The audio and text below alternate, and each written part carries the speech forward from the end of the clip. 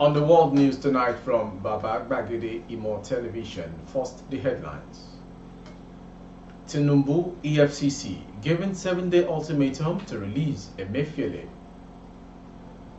NAS passes 2.117 trillion naira 2023 supplementary budgets. Nigeria's export capacity drops as EU's demand surges. Police rescue 23 kidnapped victims, arrest 39 suspected others in Katsina. Reactions as Mohbad's attorney provides update on his royalties. On sports, Zimbabwe unveils 28-man provisional squad for Super Eagles clash. Second sports story, Victor Boniface to Real Madrid could happen on one condition. I am Movire Rabila Lawal, the news in detail. A Nigeria Civil Society organization has called for the release of the embattled former governor of the Central Bank of Nigeria, CBN, Godwin Emefiele, from the Economic and Financial Crimes Commission's EFCC custody. The group described the arrest of Emefiele by EFCC as unreasonable and a show of overzealousness. They subsequently gave President Bola Tinubu a 7-day ultimatum to release Emefiele or charge him to court. Convener of the Coalition of Civil Society for the Defense of Human Rights, Yusuf Maje, made this known at a Free Emefiele rally held in Abuja today. Information recalls that Emefiele was taken into custody by the EFCC immediately after his release from the Department of State Services DSS on October 25. Reacting to the development, Maje said Emefiele's travails in the hands of President Bola Ahmed Tinubu's administration are a witch hunt.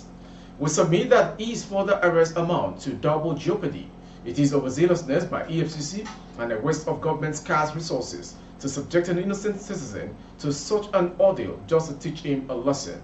Public members are worried that EFCC has allowed itself to be used as an instrument of oppression rather than the anti-corruption agency that it ought to be.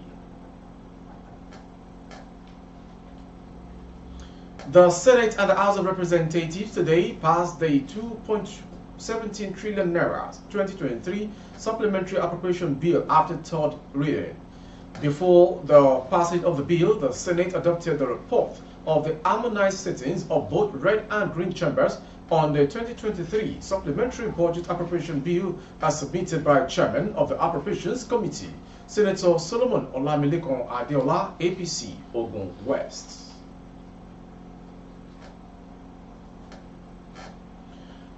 Dwindling liquefied natural gas shipment is currently threatening Nigeria's earnings in Europe.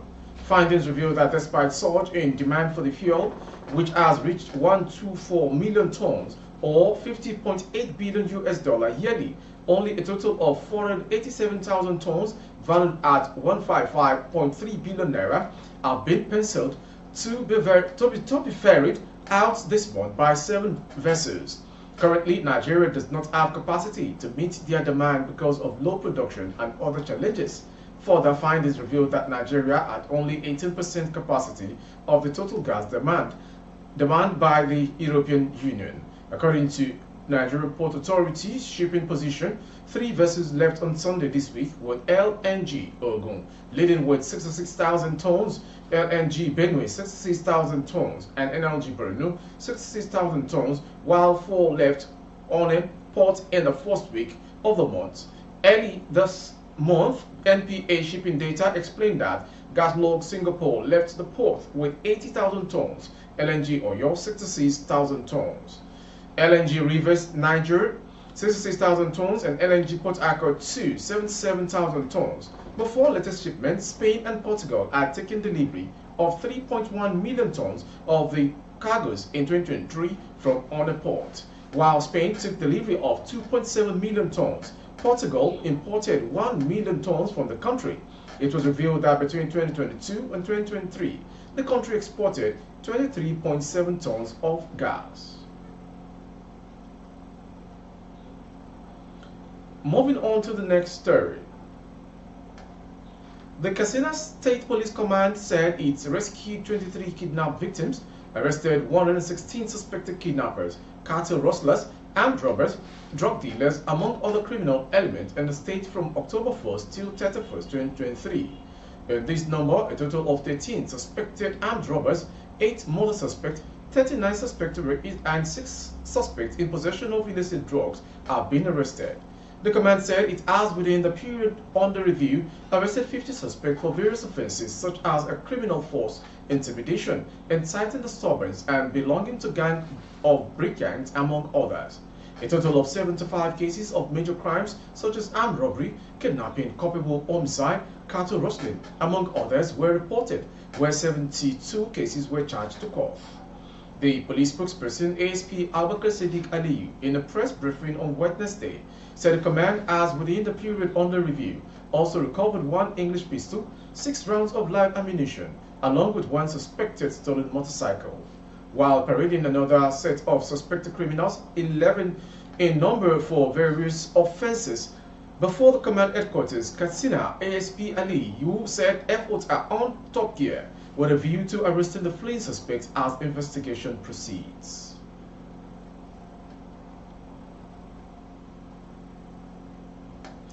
The attorney of the late Nigerian singer Ilerioluwa Olademeji Aloba, popularly known as Mohbad, has been given an update on the late singer's royalties. According to his attorney, the singer and Malian Music had certain arrangements that did not qualify as a record label agreement.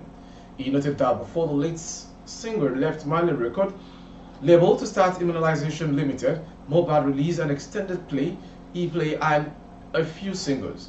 His attorney, however, disclosed that they remain pending in court in an attempt to recover the EPs and singles he recorded with Malian Records before his untimely demise. He said Mohbad and the Malian Records had some arrangement which I cannot term as a record label agreement yet. While he worked with them in some sense, he released an extended play and a number of singles. In October last year, he set up his own label, Immunization Limited, and he released an EP from which he received the revenue directly, but of course, he was the sole owner of the company. Those are still being controlled by the Malian Records. That is what we have been in court trying to resolve when he was alive up till his demise, and we are still in court for that.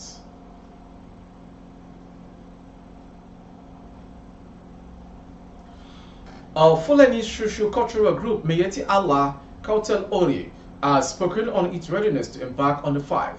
The group reiterated its commitment to supporting President Bola Tinubu's administration in tackling insecurity in the country by fighting on the side of the government. The group has announced plans to introduce its quasi-security outfit aimed at identifying and dealing with individuals engaged in criminal activities nationwide. According to Bello Badijo, the national president of the group, they intend to work alongside mainstream security agencies to curb the rising incident of kidnapping, banditry, insurgency, and other criminal activities plaguing the nation. Speaking in Lafia, Badijo stated that the quasi-security outfit would consist of 2,140 operatives, whose primary objective will be to identify and apprehend wrongdoers in their communities. Badijo emphasized the operative will be chosen from their immediate communities to effectively address security challenges in Nasarawa and other high-risk areas in various states. We are appealing for government support in providing necessary equipment for our outfit. Our program will extend to Plateau, Kaduna, FCT, and other states prone to security issues to eliminate this menace.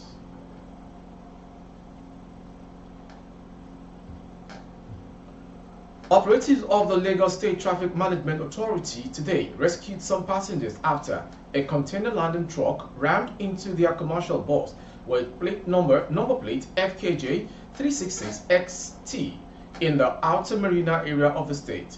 Information learned that the victim sustained varying degrees of injuries in the accident, which occurred at about 7 a.m.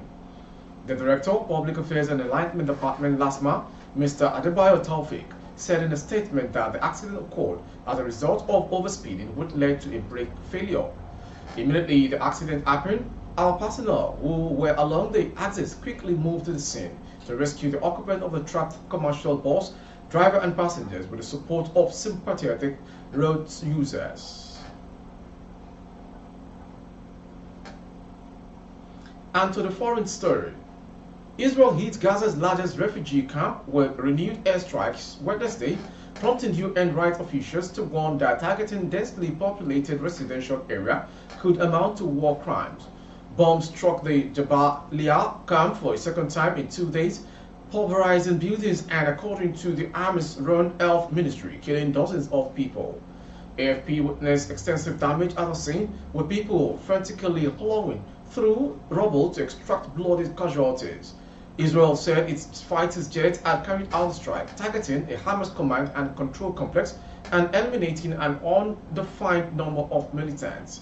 Rescuers said whole families had died, but casualty details could not be immediately confirmed.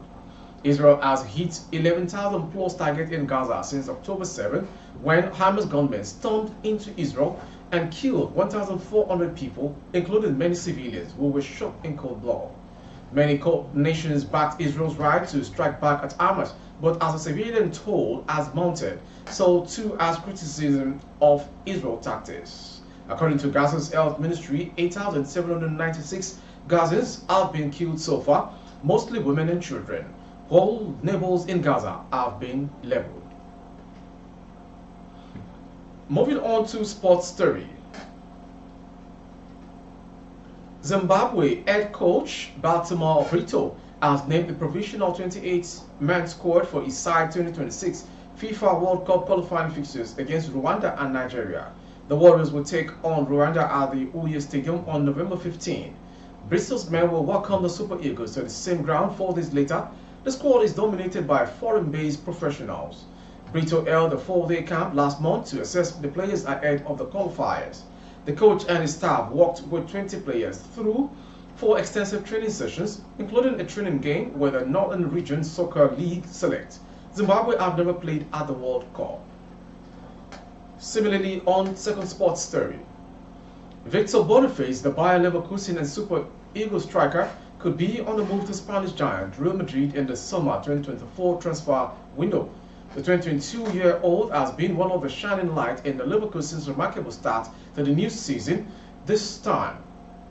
Boniface, who just arrived from Union SG in the summer, has been an instant hit for Xavi Alonso's side and has already started making his mark in all competitions for them. While at Royale, he scored 17 goals and provided 12 assists in 51 appearances across all competitions. According to reports, Carlo Ancelotti has been tutored to leave the Real Madrid job next summer and become the head coach of Brazil's national team.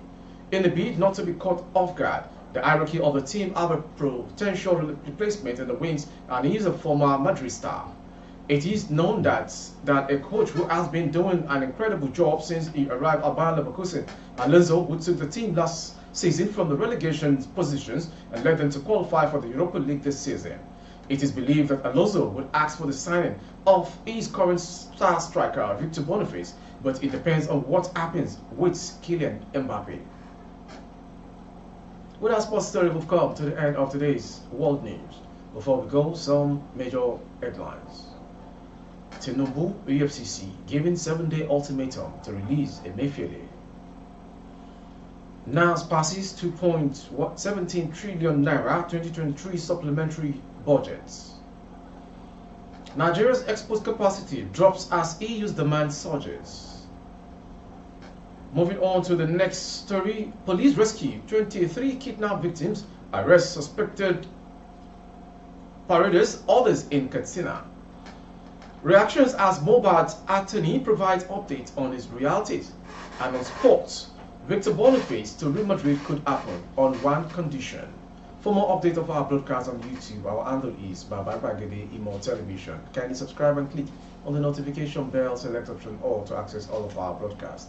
On Facebook, Bagede Imo with Alawi Adebayo. Please like and follow the page. For advert placement of your goods and services, coverage of events and function, please dial the phone number streaming on the screen.